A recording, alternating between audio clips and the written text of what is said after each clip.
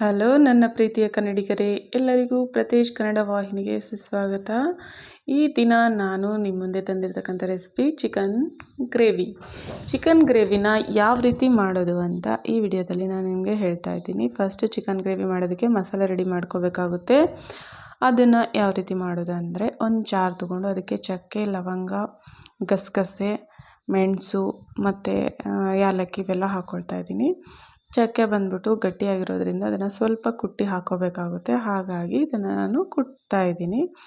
So ಇನ್ನು ಈ ಮಸಾಲೆನ ಎಷ್ಟು kg ಚಿಕನ್ಗೆ ರೆಡಿ ಮಾಡ್ತಾ ಇದ್ದೀನಪ್ಪ ಅಂದರೆ, 2 kg ನಾಟಿ ಕೋಳಿ ಚಿಕನ್ ಹಾಗೆ 2 kg ಫಾರಮ್ ಕೋಳಿ ಚಿಕನ್ಗೆ ಇದನ್ನು ರೆಡಿ ಮಾಡ್ತಾ ಇದ್ದೀನಿ. ಇವಾಗ ನಾನು ಇಲ್ಲಿ ನಾಟಿ ಕೋಳಿ ಚಿಕನನ್ನು ಸಾರು ಮಾಡಿದ್ದೀನಿ, ಅದು ಆಗಲೇ ವಿಡಿಯೋ ಅಪ್ಲೋಡ್ ಮಾಡಿದ್ದೀನಿ ನೋಡಿ. ಹಾಗೆ ನಾನು ಇವಾಗ ಮಾಡ್ತಿರೋದು ಚಿಕನ್ ಗ್ರೇವಿ, ಅಂದರೆ ಇದು ಫಾರಮ್ ಕೋಳಿ ಚಿಕನ್ ಗ್ರೇವಿನ. ಅದಕ್ಕೆ ಈ ಮಸಾಲೆನ ಇದು ಟೋಟಲ್ 4 kgಗೆ ನಾನು ಈ ಮಸಾಲೆ ರೆಡಿ ಮಾಡ್ಕೊಳ್ತಾ ಇದ್ದೀನಿ. ಇಲ್ಲಿ ಒಂದು 150 ಗ್ರಾಮಷ್ಟು ಒಣ ಕೊಬ್ಬರಿ ತೊಗೊಂಡಿದ್ದೀನಿ, ಒಂದು 4ರಿಂದ 5 ಬೆಳ್ಳುಳ್ಳಿ ಗಡ್ಡೆ, ಹಾಗೆ ಕೊತ್ತಂಬರಿ ತೊಗೊಂಡು ಇದನ್ನೆಲ್ಲ ನಾನು ಮಿಕ್ಸಿಗೆ ಹಾಕ್ಕೊಂಡಿದ್ದೀನಿ. ಹಾಗೆ ಇದಕ್ಕೆ ಟೊಮೆಟೊ ಸೇರಿಸ್ತಾ ಇದ್ದೀನಿ. ಟೊಮೆಟೊ ಸೇರಿಸಿ ಇದನ್ನೆಲ್ಲ ನೀಟಾಗಿ ಮಿಕ್ಸಿಗೆ ಹಾಕ್ಕೊಂಡು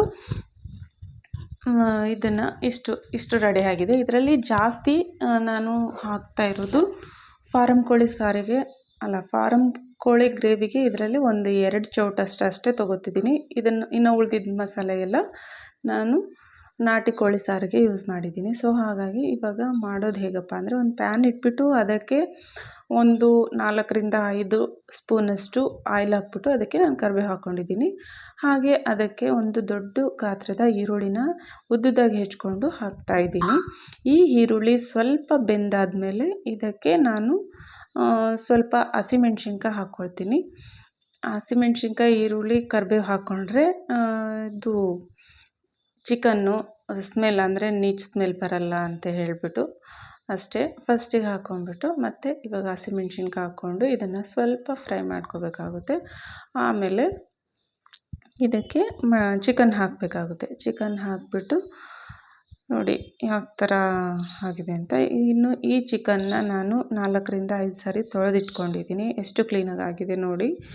ಕ್ಲೀನಾಗಿ ತೊಳ್ಕೊಬೇಕು, ಯಾಕೆಂದರೆ ಕೋಳಿಗಳು ದಪ್ಪ ಆಗಿಬಿಡಲಿ ಅಂತ ಹೇಳ್ಬಿಟ್ಟು ಫಾರಮ್ ಕೋಳಿಗಳು ಅದಕ್ಕೆ ಇಂಜೆಕ್ಷನ್ಸ್ ಎಲ್ಲ ಹಾಕಿರ್ತಾರೆ. ಆ ಪವರು ಎಲ್ಲ ಹೋಗೋ ಥರ ನೀಟಾಗಿ ತೊಳ್ಕೊಬೇಕಾಗುತ್ತೆ. ಹಾಗಾಗಿ ಇದನ್ನು ಚೆನ್ನಾಗಿ ನಾನು 4ರಿಂದ 5 ಸರಿ ತೊಳೆದಿದ್ದೀನಿ. ಅದಕ್ಕೆ ಇಷ್ಟು ಫ್ರೆಶ್ಶಾಗಿ ಕಾಣ್ತಿದೆ. ಇನ್ನು ನಾನು ಸ್ಕಿನ್ಲೆಸ್ ಚಿಕನ್ ತೊಗೊಂಬರ್ರಿ ಅಂತ ಹೇಳಿದ್ದೆ, ಅಲ್ಲಿ ಸಿಗಲಿಲ್ಲ ಅಂತೆ, ಹಾಗಾಗಿ ವಿತ್ ಸ್ಕಿನ್ ಚಿಕನ್ ತೊಗೊಂಬಂದಿದ್ದಾರೆ. ಇದನ್ನು ಗ್ರೇವಿ ಮಾಡಿದರೆ ತುಂಬ ಚೆನ್ನಾಗಿರುತ್ತೆ. ನೋಡಿ ಯಾವ ಥರ ಆಗುತ್ತೆ ಅಂತ ಹೇಳಿಬಿಟ್ಟು. ಹಾಗೆ ಇದಕ್ಕೆ ಅರಿಶಿನ, ಉಪ್ಪು ಹಾಕ್ಬಿಟ್ಟು ಕಲಿಸ್ಬೇಕಾಗುತ್ತೆ. ಅರಿಶಿನ, ಉಪ್ಪು ಹಾಕ್ಕೊಂಡ್ರೆ ಮಸಾಲೆ ಚಿಕನ್ ಎಲ್ಲ ಉಪ್ಪು ಹಿಡ್ಕೊಳ್ಳುತ್ತೆ, ಇಲ್ಲಾಂದರೆ ಸಪ್ಪೆ ಸಪ್ಪೆ ಅನಿಸುತ್ತೆ ಅಂತ ಹೇಳಿಬಿಟ್ಟು. ಹಾಗೆ ಇದಕ್ಕೆ ನಾನು ಒಂದು ದೊಡ್ಡ ಸ್ಪೂನಷ್ಟು ಖಾರ ಪುಡಿ, ಹಾಗೆ ಅದೇ ಸ್ಪೂನಲ್ಲಿ ಒಂದು ಅರ್ಧ ಸ್ಪೂನಷ್ಟು ಧನಿಯಾ ಪೌಡರ್ ಹಾಕ್ತಾಯಿದ್ದೀನಿ.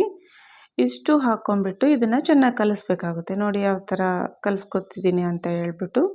ಇದನ್ನು ಚೆನ್ನಾಗಿ ಕಲಿಸ್ಕೋಬೇಕಾಗುತ್ತೆ, ಇಲ್ಲಾಂದರೆ ಸೀದ್ಬಿಡುತ್ತೆ. ಕಲಿಸ್ತಾನೆ ಇರಬೇಕು. ಸೊ ಹಾಗಾಗಿ ಕಲಿಸ್ಬೇಕಾಗುತ್ತೆ. ನೋಡಿ ಎಷ್ಟು ಚೆನ್ನಾಗಿ ಆಗ್ತಾಯಿದೆ. ಈ ಥರ ಮಾಡಿಬಿಟ್ರಂತೂ ತುಂಬ ಟೇಸ್ಟಿಯಾಗಿರುತ್ತೆ ಚಿಕನ್ ಗ್ರೇವಿ. ಎಲ್ಲರೂ ಇಷ್ಟಪಟ್ಟು ತಿಂತಾರೆ, ಖಾಲಿ ಮಾಡ್ತಾರೆ ಅಂತ ಹೇಳ್ಬೋದು. ನೋಡಿ ಎಷ್ಟು ಚೆನ್ನಾಗಿ ಆಗ್ತಿದೆ ಅಂತ ಹೇಳ್ಬಿಟ್ಟು.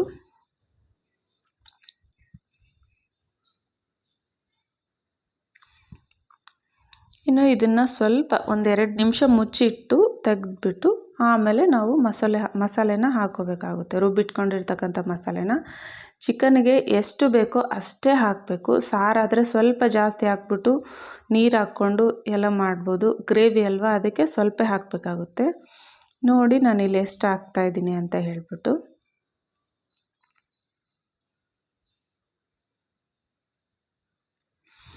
ಯಾರೆಲ್ಲ ಚಿಕನ್ ಪ್ರಿಯರಿದ್ದೀರಾ ಅವರಿಗೆಲ್ಲ ಈ ರೀತಿ ಮಾಡಿಕೊಡಿ, ತುಂಬ ಟೇಸ್ಟಿಯಾಗಿರುತ್ತೆ, ತುಂಬ ಚೆನ್ನಾಗಿರುತ್ತೆ. ನೋಡಿ ನಾನು ಇಲ್ಲಿ 2ರಿಂದ 3 ಸ್ಪೂನಷ್ಟು ಅಷ್ಟೇ ನಾನು ಮಸಾಲೆ ಹಾಕ್ಕೊಂಡಿದ್ದು. ಯಾವ ಥರ ಆಗ್ತಿದೆ ನೋಡಿ, ಚೆನ್ನಾಗಿ ಕಲಿಸ್ಕೋಬೇಕಾಗುತ್ತೆ. ನೋಡಿ ಎಷ್ಟು ಚೆನ್ನಾಗಿ ಆಗ್ತಾಯಿದೆ. ಇದಕ್ಕೆ ಜಾಸ್ತಿ ನೀರು ಹಾಕಬಾರ್ದು. ಸೊ ಇದು ಗ್ರೇವಿ ಆಗಿರೋದ್ರಿಂದ ಸ್ವಲ್ಪನೇ ಹಾಕೋಬೇಕು, ಅಂದರೆ ಮಸಾಲೆ ಬೇಯುವಷ್ಟು ಸ್ವಲ್ಪ ಹಾಕಬೇಕಾಗುತ್ತೆ.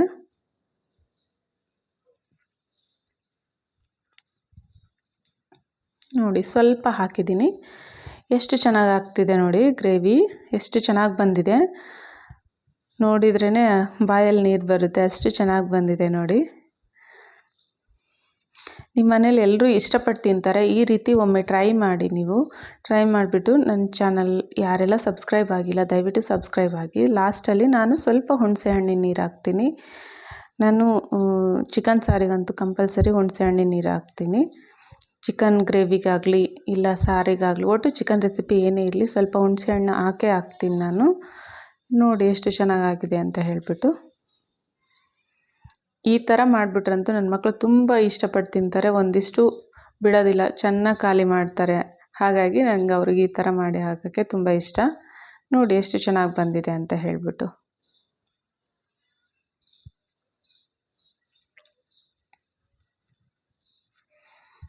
ರೆಡಿ ಆಯಿತು.